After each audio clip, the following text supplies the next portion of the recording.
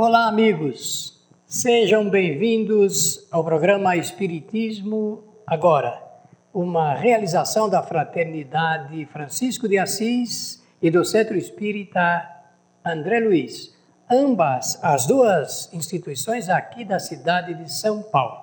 Você pode entrar no site da Fraternidade e também do Centro André Luiz, cujos endereços estamos citando aí para você, para conhecer as nossas atividades.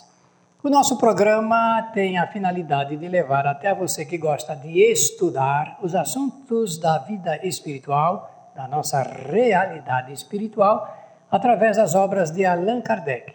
Esse é o nosso propósito e o nosso objetivo. E estamos falando aqui de reencarnação. Estamos num programa já bastante adiantado, passamos na metade já do nosso trabalho, do nosso roteiro, e já estamos em reencarnação. Depois de reencarnação, nós vamos falar de livre-arbítrio, vamos falar de causa e efeito, vamos falar de perispírito, mediunidade, a vida em outros mundos, a influência dos espíritos em nossa vida, mediunidade e tantos outros temas que fazem parte do Livro dos Espíritos, escrito e publicado por Allan Kardec, sob o apoio espiritual de espíritos superiores. E estamos falando então de reencarnação. E estamos apresentando aqui na tela para você o que nós precisamos saber. Porque reencarnação é um tema muito vasto que acompanha o homem já desde os primórdios da sua história e tem dentro do aspecto espírita duas situações que precisam ser bem analisadas. Uma delas é sobre o aspecto filosófico e o outro é sobre o aspecto científico. Isso nós estamos discorrendo desde o nosso programa anterior. Vamos seguir hoje, então, mostrando como o Espiritismo explica este tema, reencarnação. Já tivemos a oportunidade de falar do conceito, significado, origem do termo anteriormente, e agora vamos avançar um pouquinho mais para dar uma ideia a você que quer conhecer a doutrina espírita ou conhecer esse tema sob a visão espírita, de como a doutrina espírita então estuda esta matéria. E vamos incursionar, obviamente, pelos primeiros passos, buscando o capítulo número 4 do Livro dos Espíritos, escrito por Allan Kardec.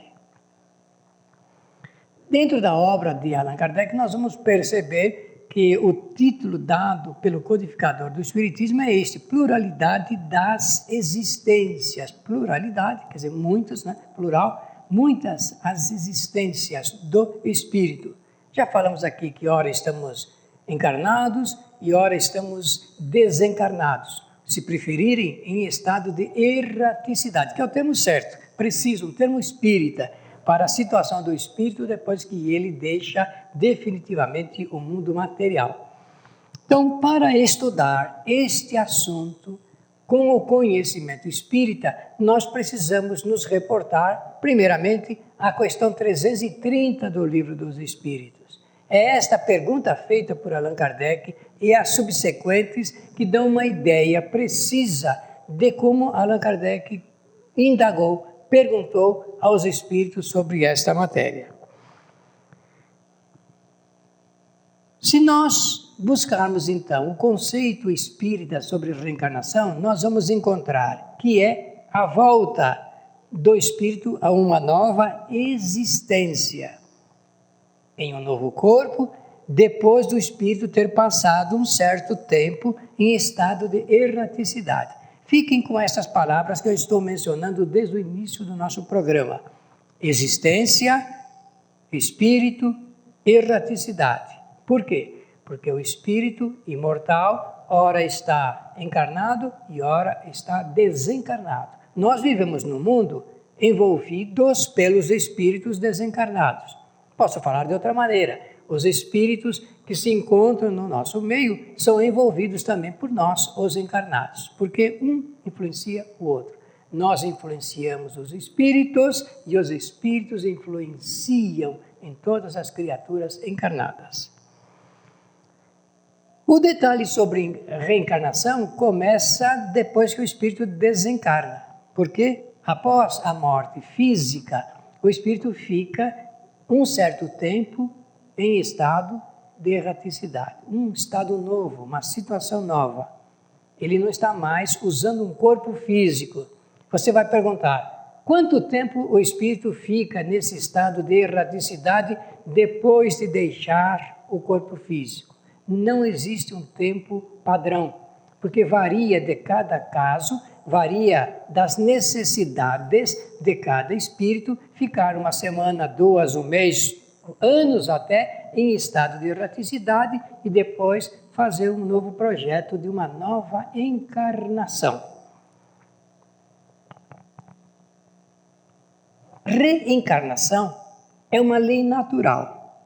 Existem 5 leis que são naturais, prioritárias, fundamentais: imortalidade, evolução, reencarnação, livre-arbítrio e causa e efeito. Guarde bem isto em seu pensamento, porque se você quiser começar a estudar o Espiritismo, precisa primeiramente conhecer tudo sobre essas 5 leis naturais: imortalidade, evolução, reencarnação, livre-arbítrio e causa e efeito. Viram?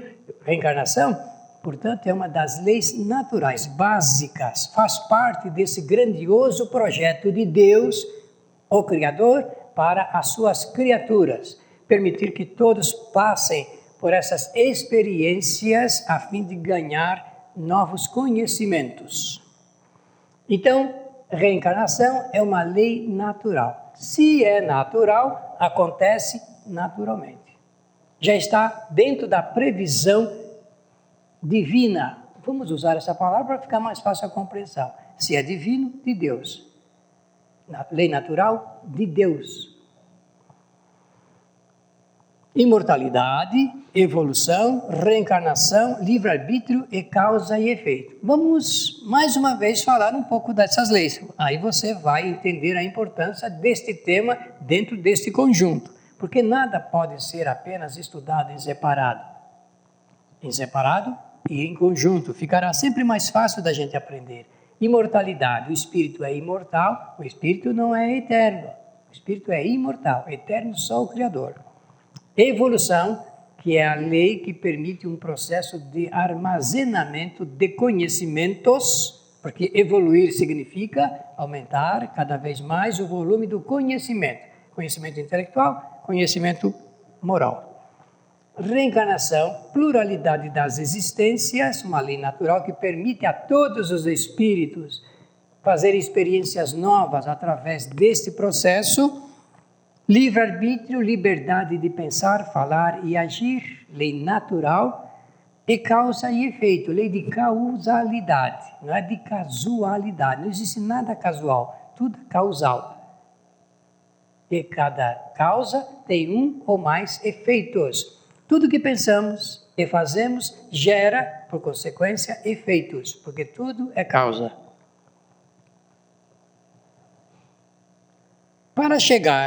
Tudo isso para chegar a uma perfeição relativa, conforme está lá em O Livro dos Espíritos. Nós não sabemos exatamente e com absoluta precisão o que é perfeição. Nós não temos essa condição de conhecer isso nessa profundidade, porque do ponto de vista do conhecimento espiritual, só podemos dizer que a criatura é relativa e o Criador é absoluto. Então, perfeição máxima nós não conhecemos, mas podemos falar da perfeição relativa. Hoje, eu e você somos mais perfeitos relativamente ao que éramos há tempos atrás. Esse tempos atrás, tanto faz se é 1 minuto atrás, 2, 10, 1 ano, 1 milhão de anos atrás. A cada átimo, que é a menor fração do tempo, nós avançamos na lei de evolução. Dentro de poucos minutos, eu posso dizer que nós já saberemos mais do que sabíamos quando começamos a conversar a respeito deste assunto. O espírito aprende, portanto, fazendo as experiências teóricas, que se traduzem em conhecimentos, e experiências de ordem prática, que também se traduzem em novos conhecimentos.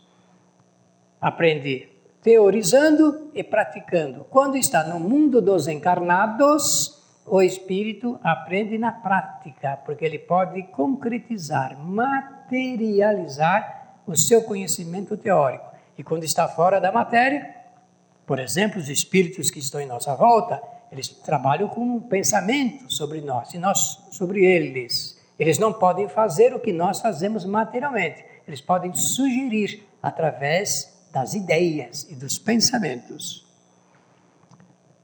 Quando o espírito se encontra em estado de erraticidade, ele aprende teoricamente, porque não há como fazer, não existe a matéria tal qual a conhecemos aqui na Terra.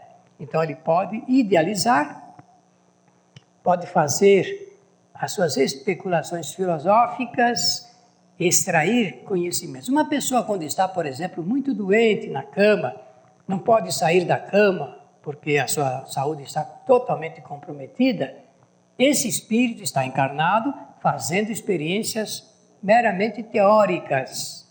Mas aqueles que podem materializar, usar as mãos, os membros, o corpo todo, pode então concretizar, pode fazer na prática aquilo que no pensamento o espírito que não pode sair da cama está elaborando só com o seu pensamento. E quando se encontra encarnado, o espírito então coloca em prática o que aprendeu em teoria. Pode notar, antes de nós praticarmos qualquer coisa, nós pensamos nela. Nós a idealizamos. Então esse trabalho teórico, por consequência, ou pode chegar, por consequência, a se tornar um trabalho de ordem prática, porque nós podemos materializar. É assim que funciona tudo em nossa vida. Primeiro, o pensamento idealizador, solucionador, e depois, na prática, nós podemos materializar aquilo que nós idealizamos no campo da teoria. Agora, o Espiritismo vai fazer um breve intervalo por necessidade e logo a seguir retornamos com esse tema muito interessante, não? Apoio cultural.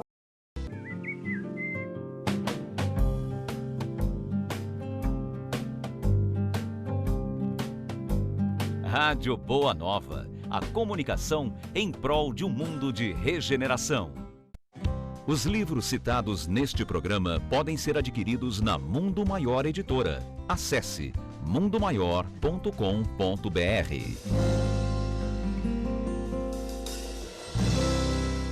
Um simples gesto, um ato de enormes proporções. Um simples gesto é capaz de dar apoio, acolher, educar, alimentar. Um simples gesto traz com ele benefícios incalculáveis. Um simples gesto contribui para realizar o bem. Participe para que a rede social do bem possa aumentar a sua capacidade de multiplicar as suas ações sociais. Pratique isso na hora que você for pagar a sua próxima compra. Use o cartão de crédito exclusivo O Bem. Peça já o seu cartão. Ligue 0800 644 2273.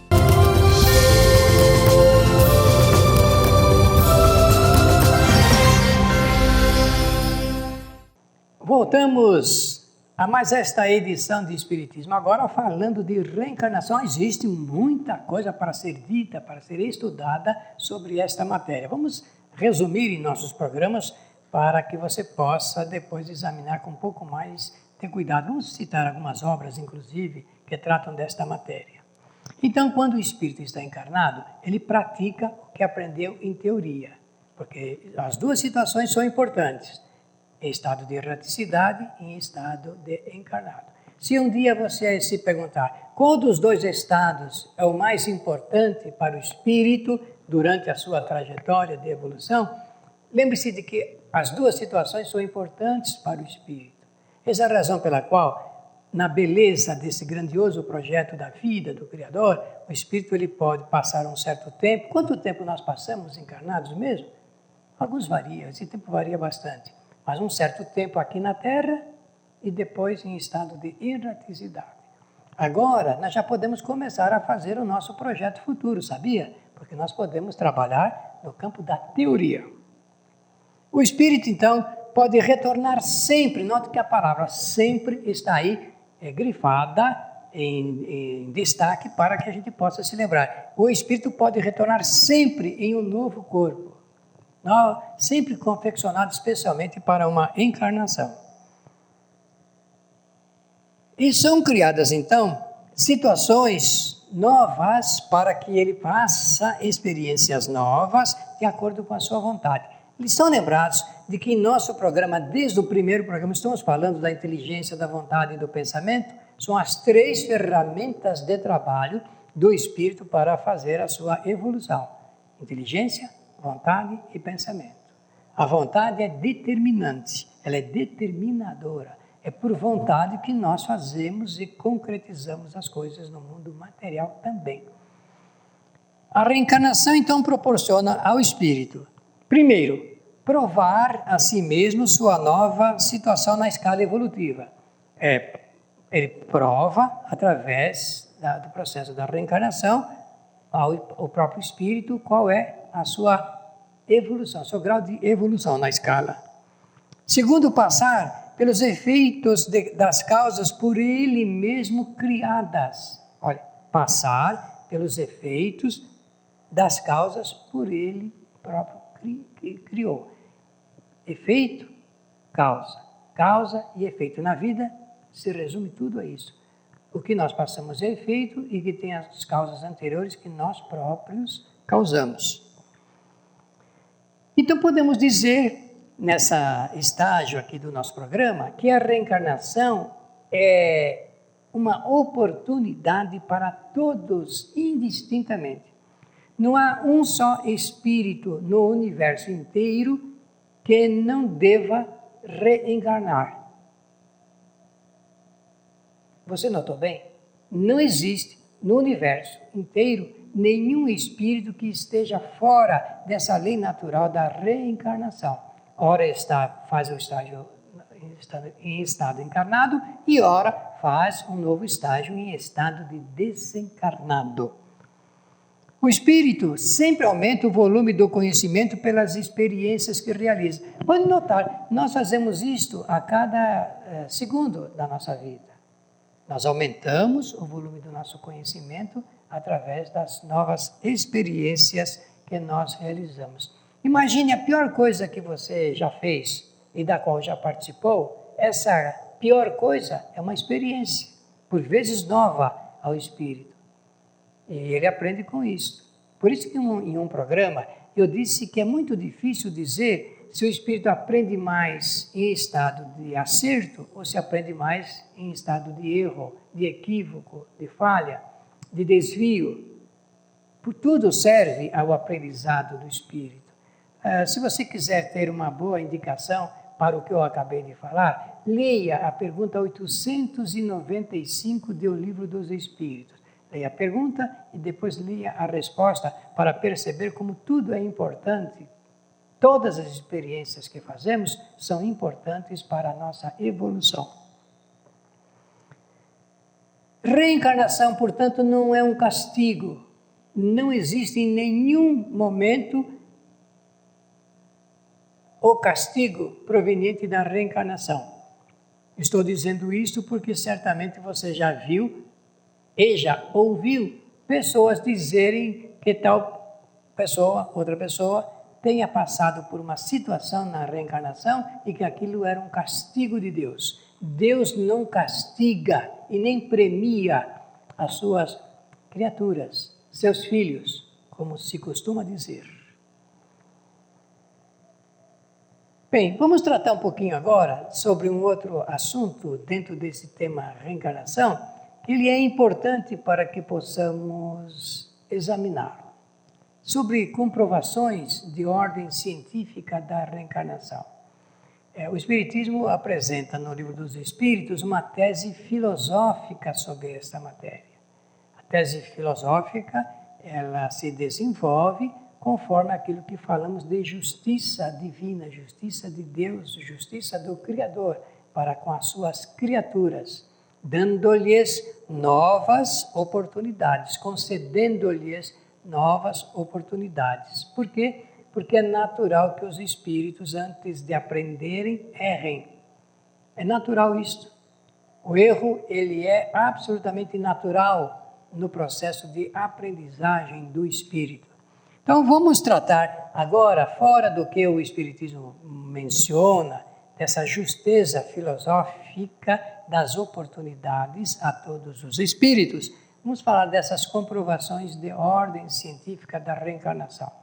Por certo, você já se perguntou, mas existe alguma prova verdadeiramente que nós reencarnamos? Antes de entrar nessa escola desses experimentadores, desses cientistas, eu quero dizer uma coisa a você. O que prova que nós reencarnamos é o nosso novo estado de encarnado. Cada um.